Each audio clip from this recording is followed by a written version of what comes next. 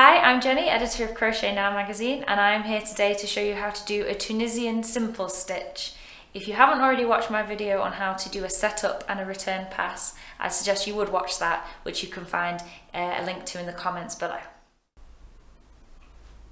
So as you can see here, I already have my setup row to start my little Tunisian crochet swatch, and now we're going to work the Tunisian simple stitch, also known as TSS. So these stitches, if I hold this a bit closer to the camera, are worked into the front vertical bar here that you see at the front of the work, rather than the top of the stitch. So in order to do a Tunisian simple stitch, all you need to do is insert the hook from right to left behind that vertical bar, yarn round as you would for any normal crochet stitch, and draw up a loop, keeping the loop on your hook, just like we did in setup.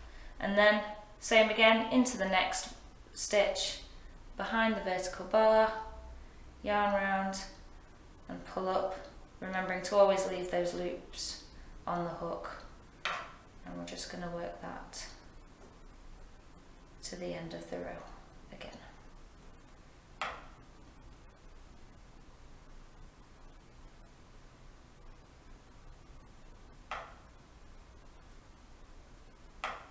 Just going to push them along there so you can see more clearly. I've left all the loops on the hook.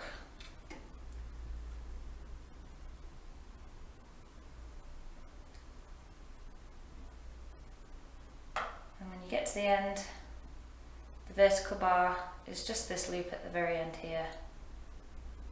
Yarn round, and there you'll see we have the same number of loops on our hook as we do setup row below. So that was our forward pass for Tunisian simple stitch, and our return pass is literally just yarn round, pull through the first one. That's the chain that gets us to the correct height, and then yarn round and draw through 2 loops at a time, working your way back along the row that you just created.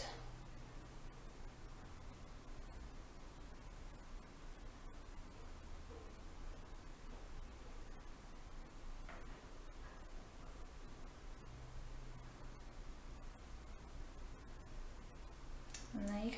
That is Tunisian simple stitch, which creates this stitch that you see across the bottom there. And now you can clearly see where your next stitches are going to be worked in the next row.